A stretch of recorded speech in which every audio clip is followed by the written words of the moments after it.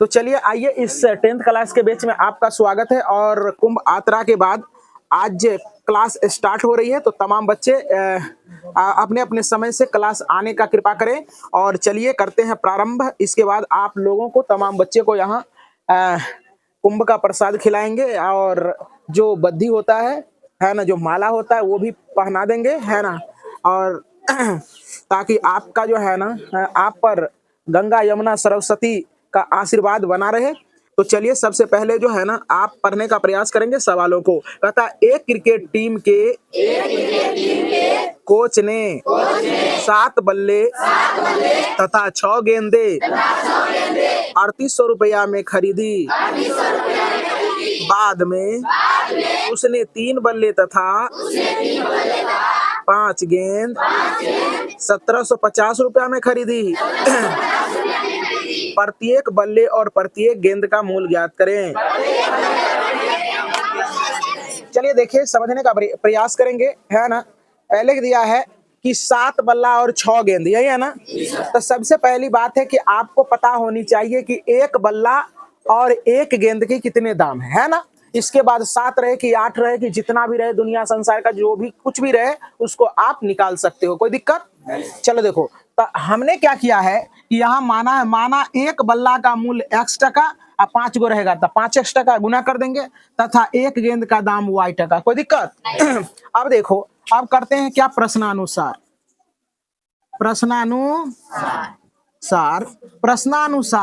तो देखो जरा सा, बल्ला कैगो है, एक बल्ला का दाम x टका, तो 7 बल्ला का दाम 7x टका होगा ना। क्योंकि एक आम का दाम 5 टका, तो 5 आम का दाम क्या करते हैं, 5 से गुना करते हैं 25 टका। उसी प्रकार से एक बल्ला का दाम x टका, तो 7 बल्ला का 7x टका गुना कर देंगे इससे, है ना। अब प्लस करेंगे कि एक गेंद का दाम y टका, तो 6 गेंद का दाम 6y टका, है ना।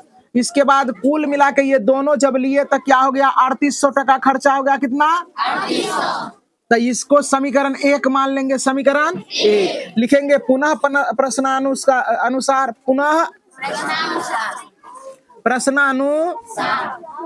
पुनः प्रश्नानुसार। अब फिर क्या कह रहा है, कितने हैं बल्ला, 3। एक बल्ला का दाम x टका, तो 3 बल्ला का 3x टका, और गेंद कितने दिए हैं, 5। एक गेंद का दाम y टका, तो 5 गेंद का दाम 5y टका। तो खर्चा कितना हो जाता है, 1750। वेरी गुड, है ना। अब देखो समीकरण 2, तब प्रतिस्थापन विधि से बनाएंगे समीकरण 1 से, समीकरण 1 से। अब देखो 7x + 6y बराबर 3800 हो जाएगा। आप देखने का प्रयास करेंगे, 7x बराबर 3800 और माइनस क्या हो जाएगा, 6y। x बराबर हो जाएगा 3800 और 6y बटे 7। समीकरण इसका 3 का नाम दे देंगे। इसके बाद हम क्या करते हैं, समीकरण 2 में x का मान रखने पर, अब 2 को यहाँ लाओ, 3x + 5y बराबर 1750। अब x का वैल्यू जो 3 अपना रह जाएगा जगह पर। देखो x का वैल्यू इतना है, तो इसको पुट कर देंगे 3800 माइनस 6y बटे 7 प्लस 5y बराबर 1750 होगा ना। अब देखने का प्रयास करेंगे, इससे इसको गुना कर देते हैं, है ना। तो 0 0, 8 3 24 के 4 बाकी 2, है ना। 3 3 9 2 11 और 6 के 18y बटे कितना, 7। यहाँ हो जाएगा 5y बराबर 1750, कोई दिक्कत। अब हम क्या करते हैं, यहाँ से जरा सा एलसीएम ले लेते हैं। तो 7 हो जाएगा, ये तो ये जेटिव रह जाएगा, 11400 माइनस 18y। अब इससे इसको गुना कर देंगे तो कितना हो जाएगा, 7 5 35y बराबर यहाँ 1750 हो जाएगा। बच्चे होगा या नहीं होगा। चलो अब देखो, अब यहाँ क्या करते हैं, अब देखो 11400 इसमें से इसको घटा देंगे तो कितना हो जाएगा, 35, तो 15 में से 8 जाएगा, 17 हो जाएगा। सॉरी, हाँ, तो यहाँ 17, 8 7 15, 17 वाई हो जाएगा। अब बट्टे कितना हो जाएगा, 7 बराबर 1750। यहाँ से बाई क्रॉस कर देंगे, 11400, 11400 प्लस यहाँ हो जाएगा 17 वाई, और यहाँ इससे इसको गुना कर देंगे तो 0 हो जाएगा। 7 5 35 के 5, अब बाकी 3, और 17 17 19 से 17 17 19 से 119, और 3 9 3 12, 122 हो जाएगा। अब यहाँ देखने का प्रयास करेंगे, तब यहाँ आने का प्रयास करेंगे, यहाँ देखने का प्रयास करें। यहाँ हो जाएगा 17 वाई, 17 थोड़ा अच्छा से मैं लिख दे रहा हूं, 17 वाई बराबर आपका हो जाएगा यहाँ 12,250, 12,250, 12,250। इसके बाद इसको ले जाएंगे उस पार, ये देखो ये अचल राशि है, इसको उस पार ले जाएंगे तो क्या हो जाएगा यहाँ 11,400, 11,400। इस सारे में आप इम्प्लाइज डेट का चिन्ह लगा लेंगे, है ना। चलो देखो, तो यहाँ क्या करेंगे आप, 17 वाई इससे इसको घटा देंगे तो 0 हो जाएगा, 5 हो जाएगा, 12 में से 4 जाएगा, 8 हो जाएगा, और इसके बाद 850 हो जाएगा ना, कट्टी हो जाएगा। तो y बराबर आपका हो जाएगा 850 बटे 17, 17 के 17, 17 पचे 85, 50 बार में कट जाएगा। y बराबर आपका क्या हो गया 50। अब क्या करेंगे, समीकरण 3 में y का मान रखने पर, तो समीकरण 3 देखो क्या है, x बराबर दिया है 3800, क्या 3800 माइनस 6y बटे 7, तो x बराबर 3800 माइनस 6, y का वैल्यू 50 पुट कर देंगे, है ना। अब बटे 7, x बराबर 3800, अच्छा 5 30, 300 हो जाएगा, बटे 7, x बराबर इससे ये घट जाएगा तब 3500 हो जाएगा, बटे 7 इससे ये कट जाएगा, 7 5 35, यानी ये 700 बार में कट जाएगा, 7 5 35, 500 बार में ये कट जाएगा। लिखेंगे अतः x यानी एक बल्ला का मूल्य जो हो गया, एक बल्ला का मूल्य, एक बल्ला का मूल्य आपका 500 हो गया। एक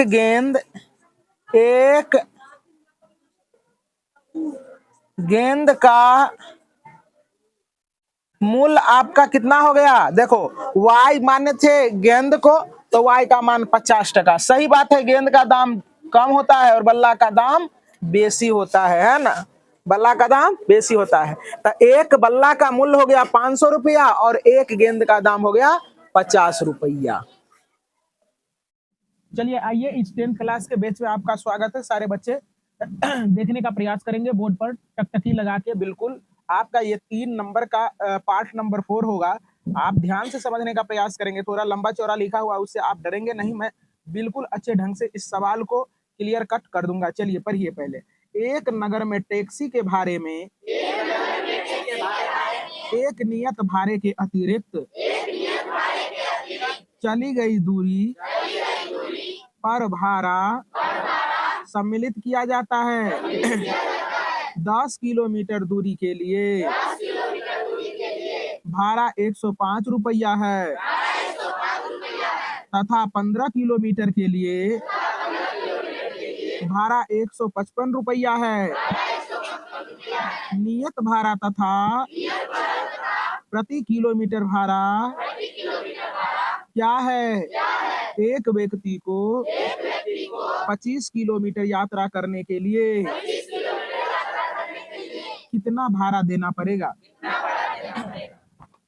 ध्यान से समझने का प्रयास करेंगे। पहले ये सवाल क्या कह रहा है, इस सवाल का थीम क्या कह रहा है, सारे बच्चे टकटकी लगा के यहाँ सुनने का प्रयास करेंगे। नियत भाड़ा और प्रति भाड़ा क्या होता है?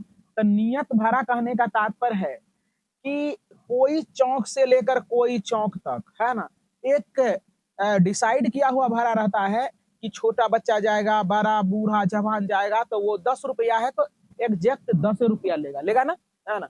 जैसे कि यहाँ जो है ना, जैसे उदा चौक से लेकर कॉलेज चौक तक, है ना, मान लिया कितना भाड़ा लेता है, 20 रुपया, है ना। तो ये 20 रुपये ये हो गया नियत कि उदा चौक से लेकर कॉलेज चौक तक की भाड़ा क्या हो गया, 20 रुपया है ना। अब उधर जो जाएंगे, बैंक चौक चले जाएंगे, है ना, कॉलेज चौक से अब हम चौसा चौक चले जाएंगे, तो इसके लिए टेम्पो वाला क्या 20 रुपया में ले जाएगा क्या? नहीं, है ना। तब उधर जो जाएंगे तो प्रत्येक किलोमीटर पर 10-10 टका वो बढ़ाते जाएगा। तो नियत भाड़ा यहाँ उदा चौक से कॉलेज चौक तक गए तो ये नियत है कि 20 रुपया लगेगा। अब जो उधर जाएंगे, है ना, उधर जो जाएंगे वो हो गया प्रति भाड़ा। बात समझ में आ गया, है ना। सीखा कि नहीं सीखा? मान लिया जाए, देखो जरा सा समझो कि हे चौक से लेकर, ये चौक से लेकर इस बच्चे को क्या करना है कि इस चौक से लेकर यहां से यहां जब आता है इस चौकवा पर, है ना, तो इसको 20 टका लगता है। कितना? 20 टका लगता है। यहाँ आ जाता है तो इसको कितना टका अदा करना पड़ता है? 20 टका। क्या अब ये यहाँ से यहाँ जो जाना पड़ेगा, फिर इसको जरूरी पड़ गया यहाँ आने का, फिर जरूरी पड़ जाएगा यहाँ आने का, फिर जरूरी पड़ जाएगा यहाँ आने का। तो इतना जो एक्स्ट्रा चल रहा है ये, यही है प्रति भाड़ा। मतलब 20 टका तो लेगा ही लेगा, लेकिन इतना चला तो ये भी लेगा, इतना चला तो ये भी लेगा, इतना चला तो ये भी लेगा। यही हो गया प्रति भाड़ा। समझ में आ गया बात, है ना। स्वाभाविक सी बात है कि टेम्पो वाले को या बस वाले को या किसी भी जो भाड़ा कमाने वाले हैं गाड़ी, क्या उसको हम कहेंगे कि हर दिन हमको 20 टका में घुराओ, तो घुराएगा क्या?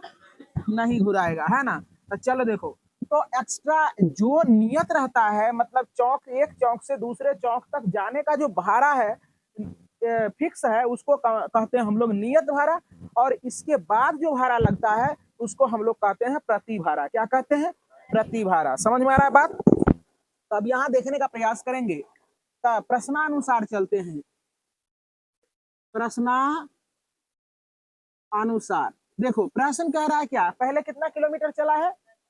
10 किलोमीटर चला। कितना चला? 10 किलोमीटर। कितना चला है? 10 किलोमीटर। फिर से पढ़ो। तो चलिए 10 किलो पहले चला है 10 किलोमीटर, तो एक्स चला होगा, एक्स तो ये नियत है, एक्स क्या है? नियत है। और इसके बाद क्या है कि ये भाड़ा, नियत भाड़ा तो लग गया इसको, लेकिन एक्स्ट्रा ये क्या किया है? 10 किलोमीटर चला है। एक्स्ट्रा कितना चला है? तो उसका दाम, उसका भाड़ा कितना है? 10। 1 किलोमीटर का भाड़ा है वाई टका, तो 10 किलोमीटर का 10 वाई। तो अब टोटल मिला के टेम्पो वाला कितना ले रहा है? 105 रुपया। ये समीकरण 1 हो गया। कोई दिक्कत? अब देखो पुनः इसको लिख दो, एक स्टेप और बढ़ा के लिखेंगे, तो x प्लस 10y बराबर 105। इसको समीकरण 1 का नाम देंगे। अब लिखेंगे पुनः प्रश्नानुसार। क्या बच्चे?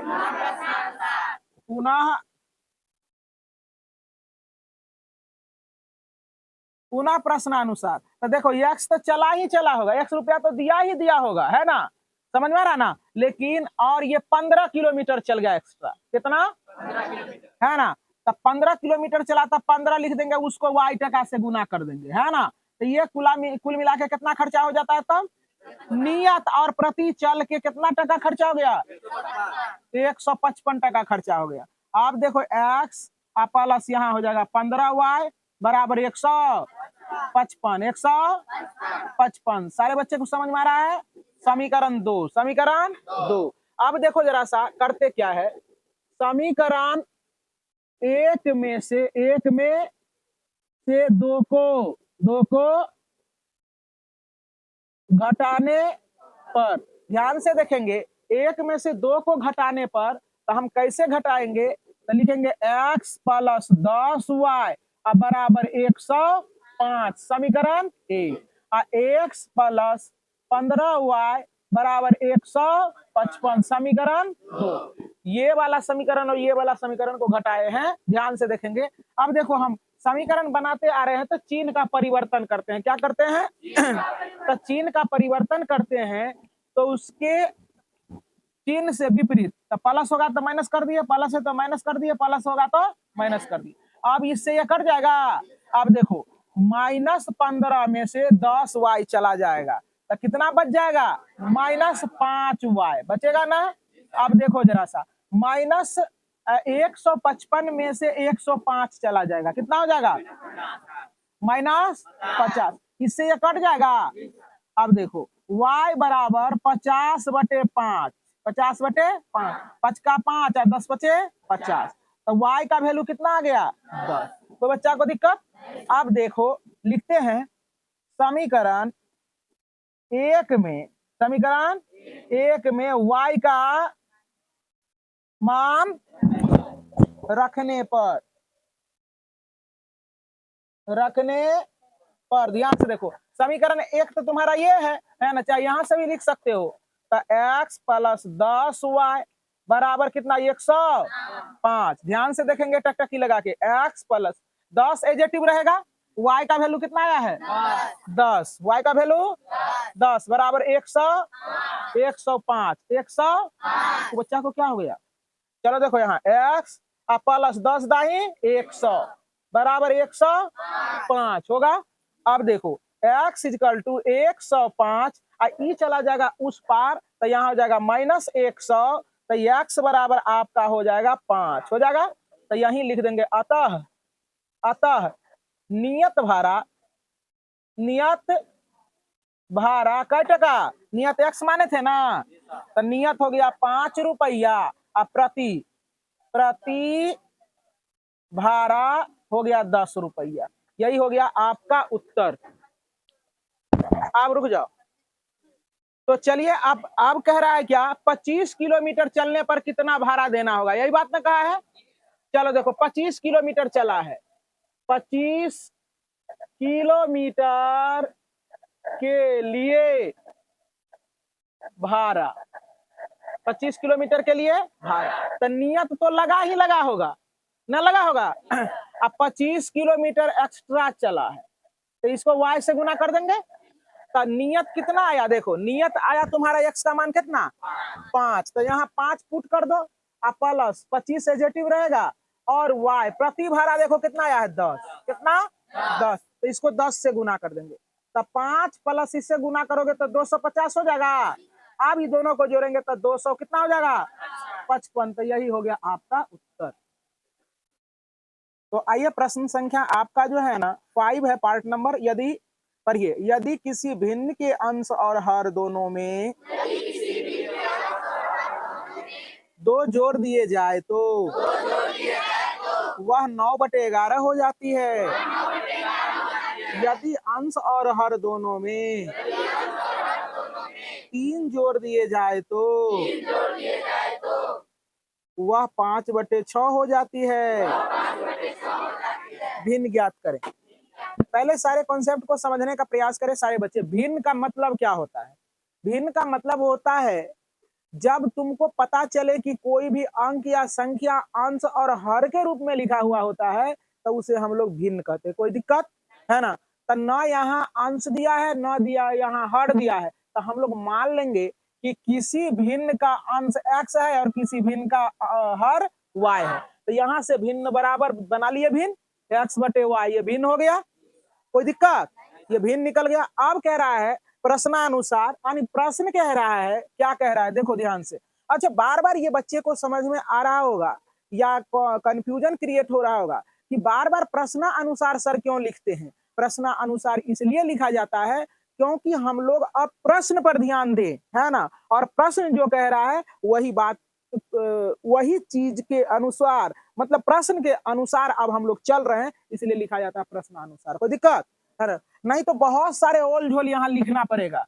इसी चीजों को निगलेक्ट करने के लिए हम एग्जामिनर के ध्यान को आकर्षित करते हैं कि प्रश्न से हम लोग ये स्टेटमेंट लिए हैं। कोई दिक्कत? तो चलो देखो लिखते हैं प्रश्नानुसार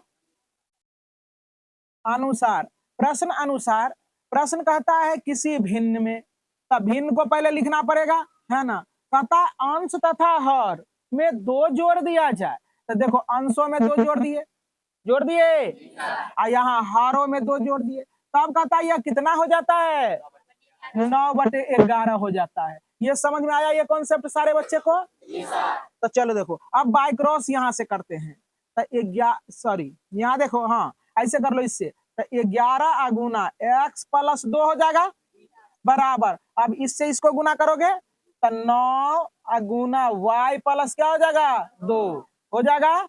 अब इससे हम लोग क्या करते हैं, इससे गुना करते हैं, तो 11x हो जाएगा, होगा या नहीं होगा?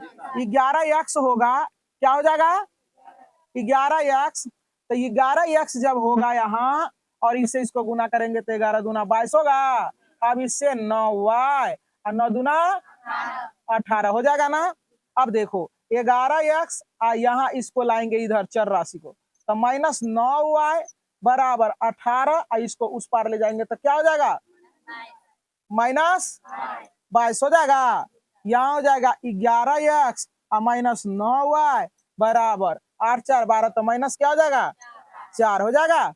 इसको हम लोग समीकरण 1 का नाम दे देंगे, क्या देंगे समीकरण 1 का। और नहीं तुम चाहते हो इसको माइनस हटाना तो माइनस कॉमन ले लो, तो यहाँ हो जाएगा 9y उलट जाएगा 9y और -11x बराबर -4, इससे ये कट जाएगा, तो यहाँ हो जाएगा क्या हो जाएगा, अच्छा रुक जाइए ये हट जाएगा, है ना। तो अब यहाँ क्या हो जाएगा तुम्हारा 9y -11x बराबर 4, समीकरण 1।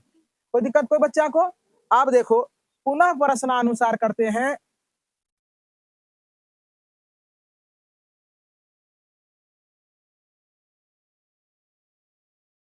प्रश्नानुसार, पुनः प्रश्नानुसार, तो यहाँ देखें क्या हो जाएगा, भिन्न को लिख लो, भिन्न लिख दिए x/y, कहता है अंश और हर में कितना जोड़ा जाए, तो अंश तो ये है ना, तो इसमें 3 जोड़ दो, हर ये है ना इसमें 3 जोड़ दो, तो ये कितना बटे कितना हो जाता है 5/6 हो जाता है। अब इसी तरह से हम लोग क्या करेंगे, यहाँ बाय क्रॉस कर लेंगे, क्या कर लेंगे बाय क्रॉस, इससे इसको, तो 5 गुना y + 3 बराबर 6 गुना x+3, सारे बच्चा को समझ में आ रहा है। अब इससे इसको गुना करोगे तब 5y 5 तिया 15 और 6 एकम 6x 6 के 18। अब देखो 5y ये आ जाएगा तो -6x बराबर 18, ये चला जाएगा उधर तो ये हो जाएगा 15 हो जाएगा। अब 5y -6x इसमें से घट जाएगा तब 3, समीकरण 2। कोई दिक्कत? अब देखो समीकरण 1 और 2 को देखो ध्यान से, देख रहे हो तू लोग, है ना, देख रहे हो। तो अब हम लोग क्या करते हैं कि यहाँ देख रहे हैं कि ये समीकरण 2 आ गया, समीकरण 1 आ गया, तो अब लिखेंगे, देखो तो इसको y को कटाना चाहते हो तो यहाँ 5 है और यहाँ 9 है, ऐसे संख्या से गुना करें कि दोनों बराबर हो जाए, है ना। तो हम लोग क्या करते हैं, इसके गुना को इससे है, इसके गुना को इससे, तो लिखेंगे समीकरण 1 को 5 से तथा समीकरण 2 को कितना से 9 से गुना कर घटाने पर देखो जरा सा समझ में आ रहा है सारे बच्चे को। अब देखो यहाँ तो लिखते हैं समीकरण 1 तुम्हारा क्या है 9y 11x बराबर 4, समीकरण क्या 1 था, इसको क्या लिखे हैं, कितना से गुना करना है 5 से। अब देखो इसको यहाँ क्या है 5y -6x बराबर 3, इसको कितना से 9 से, कितना से 9 से। अब गुना कर करके यहाँ लिखेंगे 5 से, इशारे को गुना कर दो, 9 5 45, 9 5 45y, 9 5 y 11 5 55 x होगा। अब 4 5 20, समीकरण 1 होगा।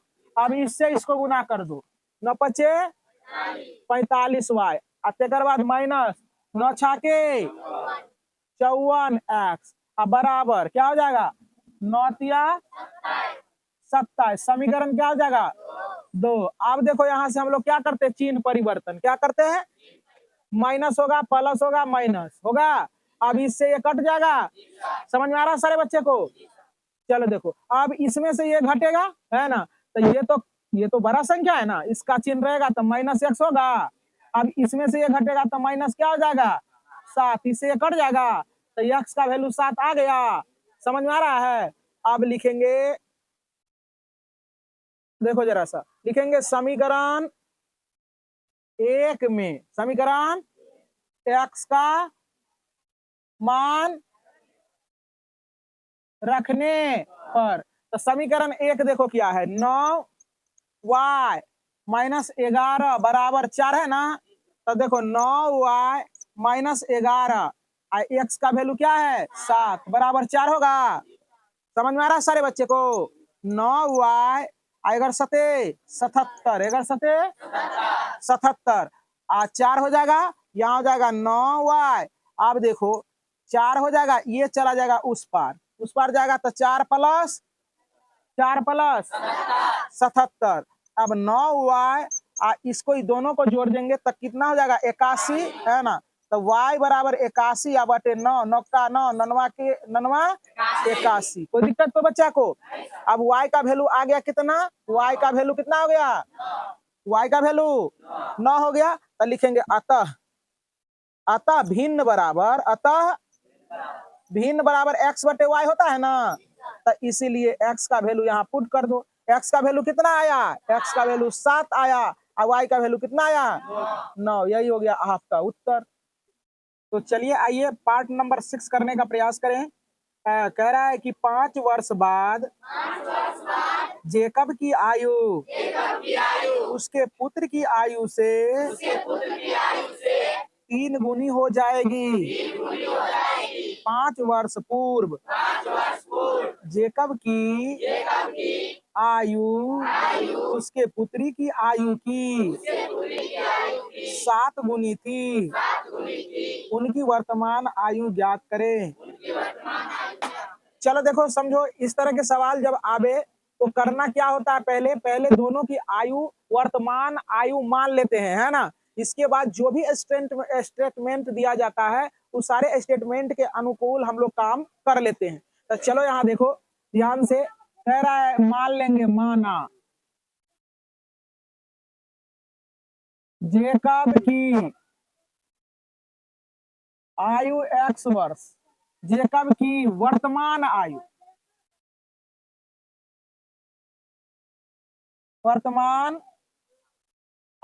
x वर्ष तथा पुत्र है तथा जेकब की पुत्र का वर्तमान आयु y वर्ष है ना। तो अब मान लिए वर्तमान आयु जेकब का हो गया और जेकब के पुत्र का हो गया है ना। अब हम लोग प्रश्न के अनुकूल चलते हैं कि प्रश्न क्या क्या कहा है ना। तो लिखेंगे प्रश्नानुसार। चाहे आप क्या करो पहले ऐसा कर लो कि क्या कितने वर्ष बाद का है देखो अब हम लोग क्या करते हैं 5 वर्ष बाद जेकब की आयु सुनो अभी हम है 5 वर्ष का तो 5 वर्ष के बाद 10 वर्ष का हो जाएंगे मतलब उसमें जोड़ देना है वर्तमान आयु में। तो 5 वर्ष का अभी है जेकब और वर्तमान आयु जेकब का 5 वर्ष x वर्ष है तो 5 वर्ष के बाद जुड़ जाएगा तो ये क्या हो जाएगा 5 जोड़ देना है। कोई दिक्कत। तो 5 वर्ष के बाद जब जेकब का आयु बढ़ा तब बेटवा का भी उम्र बढ़ेगा है ना। तो लिखेंगे 5 वर्ष बाद है ना पुत्र की आयु तो क्या हो जाएगा वर्तमान आयु पुत्र का y है तो 5 वर्ष बढ़ेगा तो इसमें जोड़ देना है तो y प्लस क्या हो जाएगा 5। अब हम लोग करेंगे प्रश्नानुसार। क्या करेंगे? प्रश्नानुसार। प्रश्न कह रहा है क्या कि 5 वर्ष बाद जेकब की आयु पुत्र की आयु से कितना गुनी? 3 गुनी। तो देखो दोनों के आयु को तू लोग बराबर कर दो, सीधा सा कॉन्सेप्ट है। बराबर कर दिया। लेकिन याद रहे कि ये जेकब जो है ना 3 गुना है ना, बाप बड़ा होता है ना, तो दोनों में बराबर का चिन्ह लगाया है। तो बराबर करने के लिए बेटी में ना बेटवा में ना 3 से गुना करेंगे। समझ में आ रहा है ना? तो दोनों बराबर हो जाएगा। और नहीं इसमें 3 से गुना कर दिया तो इससे तब 9 गुना हो जाएगा, है ना? तो ये सारी चीजों को ऐसा कहे तो सीधे जान लो कि छोटा आदमी में गुना करना है बराबर करके, है ना? तो चलो देखो यहाँ, तो x प्लस 5 बराबर 3 से गुना करेंगे 3y प्लस 15 होगा ना? यहाँ 15। तो यहाँ हो जाएगा x माइनस 3y बराबर 15 और माइनस 5। तो यहाँ हो जाएगा x माइनस 3y बराबर 10 हो जाएगा। इसीलिए x माइनस 3y बराबर 10 समीकरण क्या हो जाएगा? 1। अब देखो फिर देखो फिर क्या कह रहा है? फिर कह रहा है कि कितना वर्ष बाद? 5 वर्ष। 5 वर्ष पूर्व। 5 वर्ष 5 वर्ष पूर्व जेकब जैकब होगा लिखा हुआ, आयकर है ना? जैकब की आयु। तो चलो देखो, तो जैकब था x वर्ष, 5 वर्ष पहले करा था, 5 वर्ष घटा देंगे, घटा दिए। अब 5 वर्ष पूर्व पुत्र की आयु। तो y माइनस 5 हो जाएगा, दोनों का घटेगा ना? आप प्रश्नानुसार पुनः प्रश्नानुसार देखो यहाँ, तो दोनों के उम्र को कहे थे क्या करने के लिए? बराबर करने के लिए। कोई दिमाग लगाने की जरूरत नहीं है। अब देखो क्या करेंगे, कहता है कितने गुन्नी रह जाएंगे? 7 गुन्नी। तो ये बाप है ना, आंख बंद करके बेटी में 7 से गुना कर दो, कोई दिक्कत? अब बाप बेटी दोनों बराबर हो गया, बाप बेटी दोनों बराबर हो गया। तो यहाँ देखो x माइनस 5 बराबर 7y माइनस 35 हो जाएगा। यहाँ x माइनस 7y बराबर माइनस 35 प्लस 5। तो यहाँ x minus 7y x minus बराबर 30 हो जाएगा, माइनस 30 हो जाएगा। अब ये हो गया समीकरण 2। समीकरण 2 लिखेंगे। समीकरण 1 में से 2 को घटाने पर, अब देखो लिखो समीकरण 1 क्या है? x माइनस 3y बराबर 10 समीकरण। अब बाद x माइनस 7y बराबर माइनस 30 समीकरण 2। देखो जरा ध्यान से, देख रहे हो सारे बच्चे? अब माइनस प्लस माइनस हो जाएगा, इससे कट जाएगा, अब इससे ये घट जाएगा, तो कितना हो जाएगा? 4y। अब ये देखो यहाँ प्लस होगा, है ना, माइनस था इसलिए, अब इसमें से घट जाएगा तो 20 होगा कि नहीं होगा? चलो देखो समझो, दोनों जुड़ जाएगा 40 होगा। सॉरी, ये दोनों हो गया प्लस में, तो ये 40 हो जाएगा ना। अब 40 हो जाएगा, तब y बराबर हो जाएगा 40 अब बटे 4, इससे कट गया, तो y बराबर कितना हो गया? 10 लिखेंगे। अतः जेकब की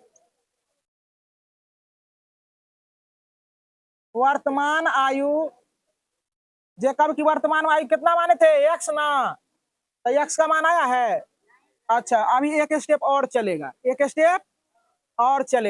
तो लिखेंगे, क्या लिखोगे? यहाँ करना है क्या? समीकरण 1 में समीकरण y का मान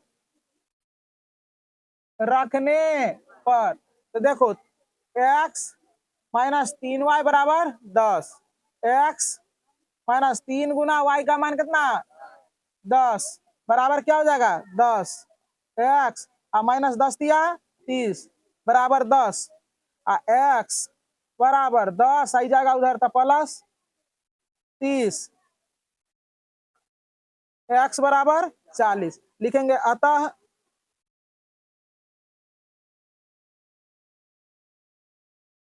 जेकब का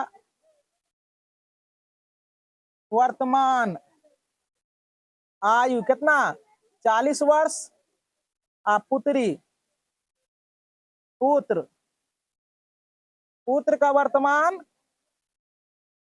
आयु कितना 10 वर्ष ना, 10 वर्ष, यही आपका हो गया उत्तर।